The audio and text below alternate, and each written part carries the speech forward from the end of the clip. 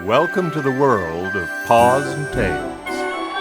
Wild Mountain can be a pretty dangerous place. You stay on the trails and stick with me. There's adventures to be had there, too.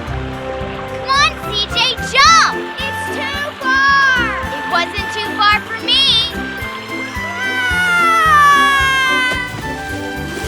Insight for Living is proud to present Paws and Tails.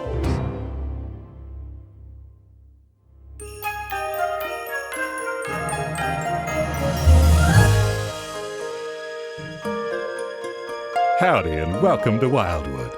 On this December afternoon, it's quite possibly the coldest day yet this winter, and the snowflakes are coming down bigger than silver dollars.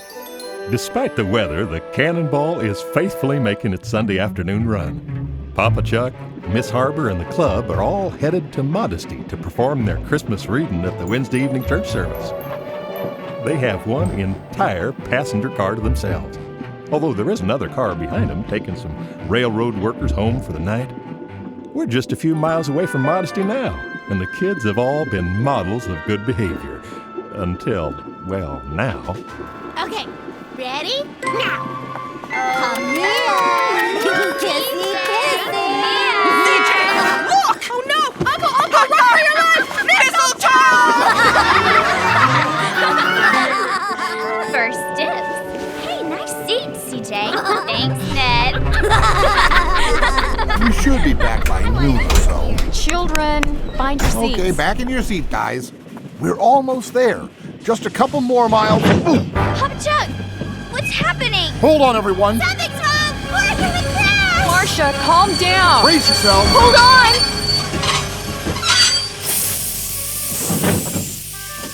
Maybe something on the tracks. What's on the tracks? Ooh, I'll bet it's a stick-up. Yeah, stick up. Maybe one of those bandit gangs from the mountains. Do you really think so? Calm down and stay in your seats. Can we open a window? Yeah. Let's have a look. I can see the conductor. Let me see. Horace! What's going on? I'm afraid there's been a snowslide in the pass. The tracks are covered. We're gonna have to dig out. Really? How long are we going to be stuck? Tough to say. 3, maybe 4 hours if folks are digging on the other side. Oh, we're all gonna breathe. Children, settle down. How do you know if they're digging? Oh, they're digging all right. This happens about every winter. But I'll send one of the men over on foot to tell them that you are all here and safe. So we just sit here for 4 hours? That's not a good idea. Let me come up. No.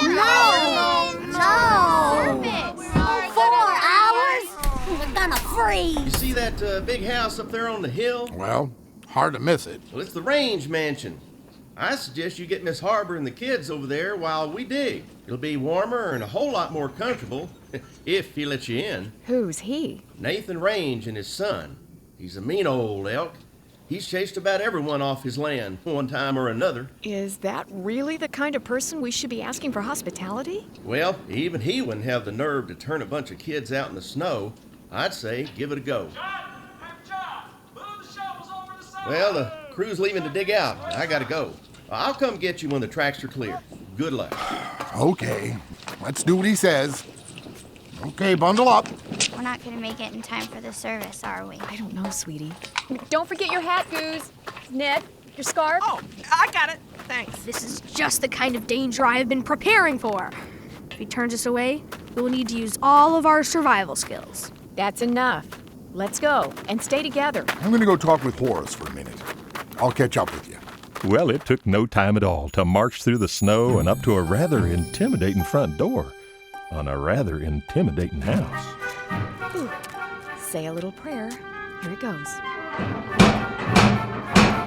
Well, they should have heard that. I'm scared. It's okay, Marcia. You just need to keep a stiff upper lip. In a minute, we'll be sipping cocoa by the fire, and you'll be happy as a clam. How is a clam happy? How do you know a clam is happy? By their smile? I think not. Now I'm scared. What are you doing here? Hello. My name is Miss Harbor, and we're from Wildwood. The train is stranded until the pass is cleared, and I wonder if you would allow us to impose on you until they dug through? Well, Stacy is very charming. CJ, you don't seem very mean. Marcia!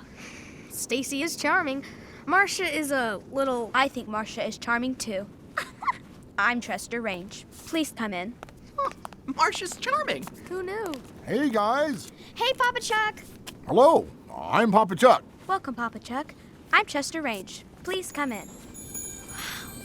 Look at this place. Miss Harbor, do you think I'm charming? We all do, Marcia. Oh, very nice place. Thank you. Sorry for my poor manners. Can I take your coats? We don't have guests often. Ever. Why? What are you doing here? It's all right, guys. Father, I invited them in. Well, you can invite them out. Get your coats back on. I want you all out of here this minute.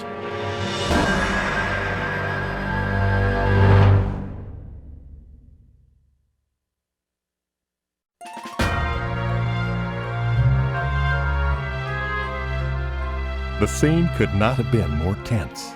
The kids and Miss Harbor just stood there in this magnificent entryway, watching a father and son having a battle of wills right in front of them. They are my guests. I will not have strangers banging around the house, scuffing and who knows what all. I'll take care of any scuffs. They are my guests, and I can't just send them back out in the snow. It would not be Christian.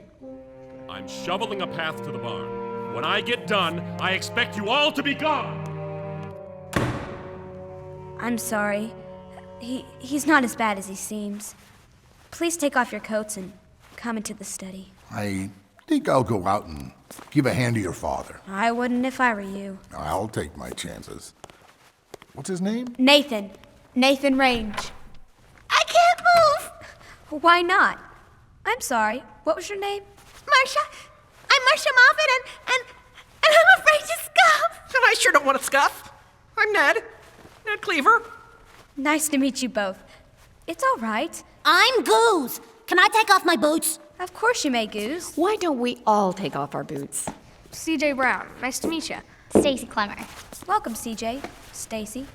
Oh, nuts. Miss Harbor. Yes, CJ. I've got pretty bad socks on. Mom said put on good socks. I didn't put on good socks. Well, you are going to have to live with it. We clearly don't want any scuffing. When will I learn? Just stack them there and follow me. Oh, the floor is slippery. Hey, watch me slide. Ned, don't! I recommend no sliding on the floor. I agree. You all right? Chester seems much nicer than his father. Miss Harbor, what would make someone so mean? I do not know, Marcia. Chester is very nice. And charming. Do you think he's 13 or 14 years old? Oh, brother. What? That's enough. Please, have a seat. Hey, this is amazing. Thanks. Have you read all those books? Most of them. I certainly have the time. You have more books than the Wildwood Library. This is amazing. Chester, Yes, Stacy? this is a wonderful house. Thanks. But why don't you have anything Christmas-y around? Hey, she's right. It's like Christmas didn't come here. Well, it's just that we don't have time for that sort of thing. Okay, everyone. Let's rehearse our play. Isn't it going to be too late when we get there anyway? We don't know that. CJ, those are the worst socks I've ever seen. Didn't your mom... Yes, she did. I'm a goofball who didn't listen to my mom. Can you just laugh at me all at once and get it over with? Those are bad socks. Embarrassing. Okay. I got my laughing done. Thank you. We will use this area for the stage. Okay, come on, everyone. In your places.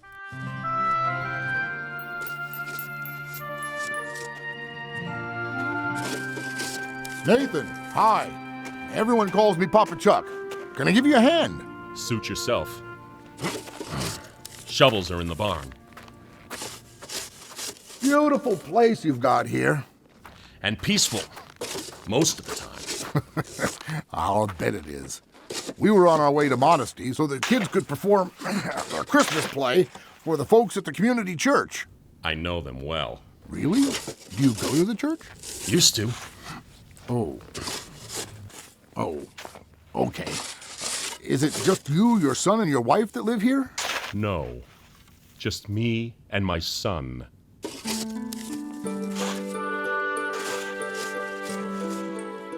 Chester, this is a beautiful photo. Oh, thank you. Is this your mother? It was. She died 2 years ago. Oh, I'm so sorry. That's why we don't have much to do with Christmas. She was the one who loved it most. She would turn this place into a winter wonderland. How wonderful. Garlands, decorations. She'd make Father bring home the most enormous tree he could find. Those were the good times. Decorating for Christmas seems like a wonderful way to honor her and relive the memories you've made together. That's what we don't want to do. We don't talk about her, and we don't do Christmas anymore. It hurts Father too much. We don't bring her up, and we act like there is no more Christmas. Chester. Oh, Chester, that's not right. Okie dokie, let's get on with the show. CJ, your socks that I'm done laughing about? Yes. I may not be as done laughing as I thought. You should always wear good socks. You never know when you need to take your shoes off. You can be sure that that's a lesson I have now learned. Can we get back to rehearsal? Okay, get into your places, and let's start from the last section, From where? where Jesus is reading from Isaiah in the temple. Got it.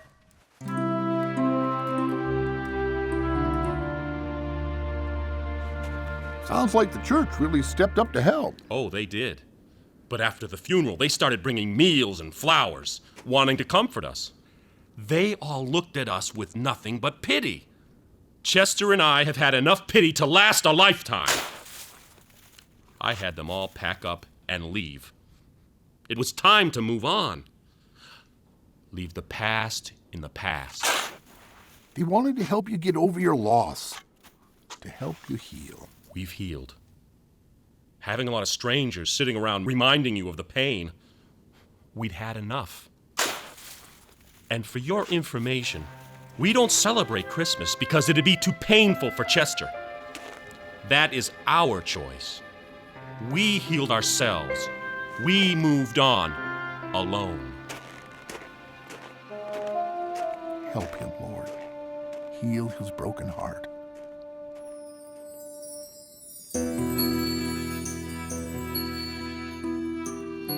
Then Jesus went into the synagogue, as was his custom, and stood up to read. The book of the prophet Isaiah was handed to him, and he opened the book and found the place where it was written. The Spirit of the Lord is upon me, because he anointed me to preach the gospel to the poor. He has sent me to proclaim release to the captives and recovery of sight to the blind, to set free those who are oppressed, to proclaim the favorable year of the Lord. Throughout history, the nation of That is Jesus' job description. I suppose it is. Very good, Chester. What are you thinking? He came to set free those who are oppressed. Yes, he did. My father and I were oppressed. Chester, there are terrible things that happen in life. Things you cannot get over by yourself. You need others to help you heal. How would you know? You're just like the folks at the church. They say they know how you feel. No one knows how we feel. Perhaps you're right. But we've had other losses, other pains that we've had to live through. I certainly have. Like what? Well, I was married once. Really? 6 months after the wedding, he left home and never came back. Why? I'm not sure why. I don't know if I did something wrong or what the reason was. That kind of pain, that kind of wound, you can't heal by yourself. You need God, and He uses others to help you. Didn't folks look at you with pity? I suppose they did. But then I was pretty pitiful. For the most part, it was a loving pity. They felt bad for me. They took care of me. They told me to do things that would help me heal. Like what? Like going to church. Keep talking to God. And don't give up on things like Christmas. He also came to give us life and have it abundantly. Does abundant life mean without pain? It does not. But it does mean that even in the middle of the pain, you can have hope and peace, even joy. We don't have any of that. We have boxes and boxes of Christmas stuff. You want to see? I'd love to. Well, the path is shoveled. Now it's time for you all to be on your way. You've suffered a great loss. You are a strong and good-hearted person. But you are wrong to have turned your back on God and on everyone who tried to help you. That's your opinion. To get over something like this, you need help. You need... Papa Chuck! Mr. Range! Chester's been hurt! He's what? He fell. I think he's hurt bad.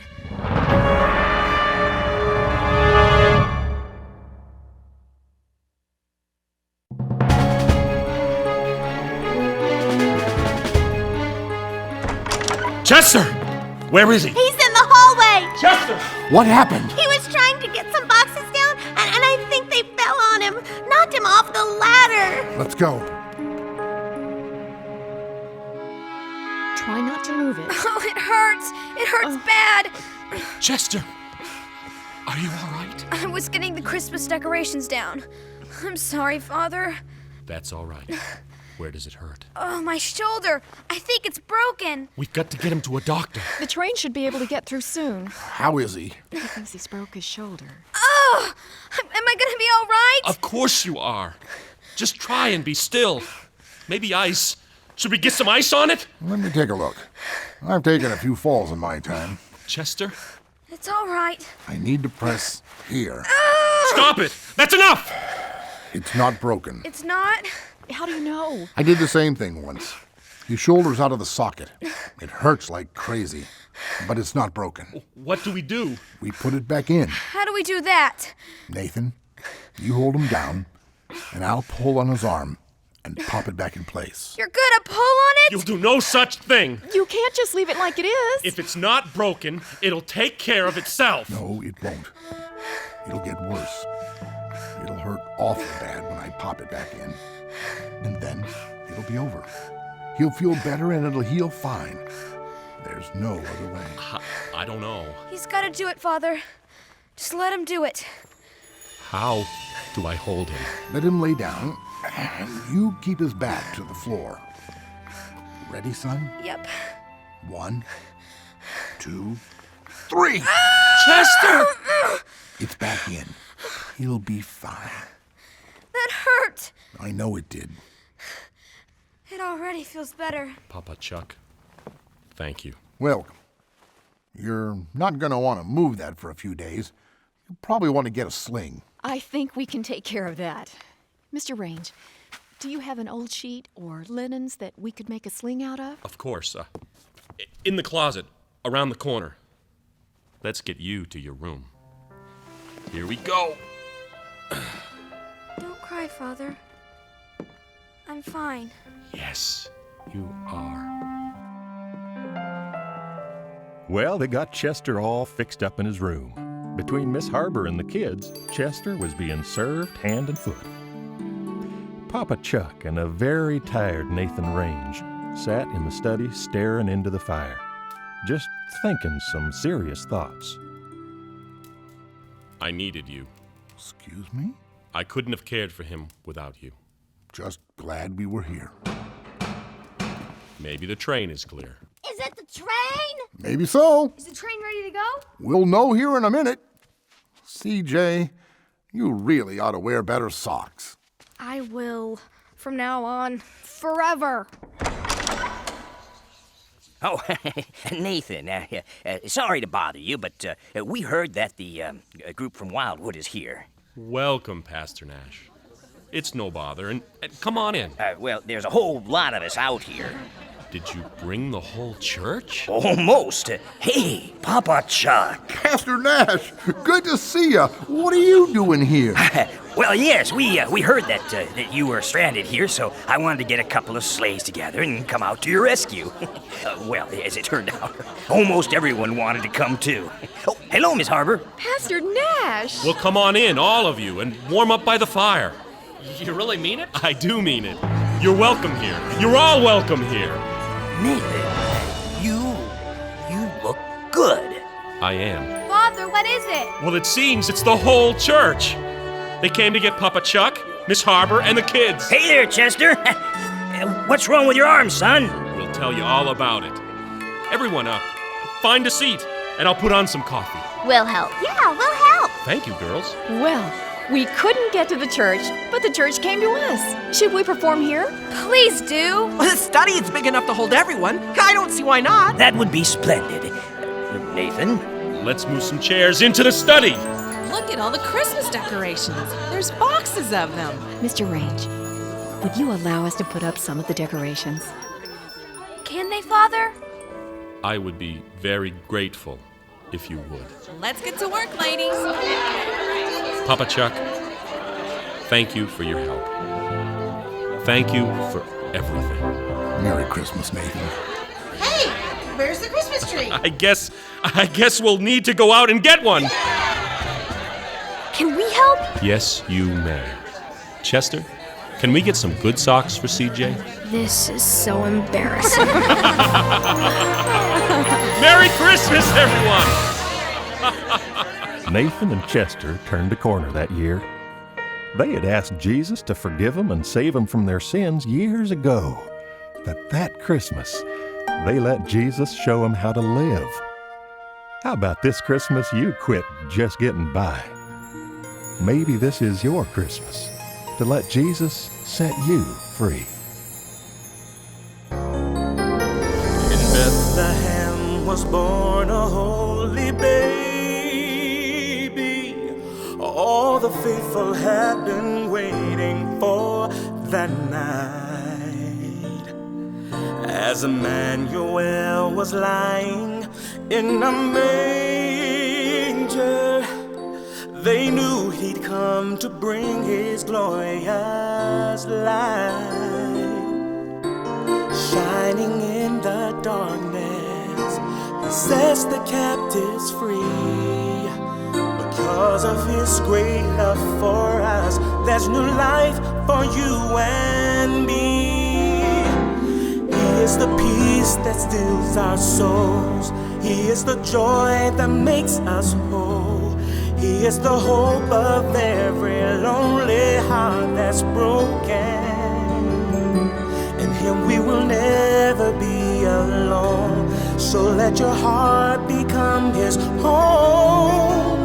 Come to his manger and see. Jesus Christ the Lord, the Savior, he was born to set you free.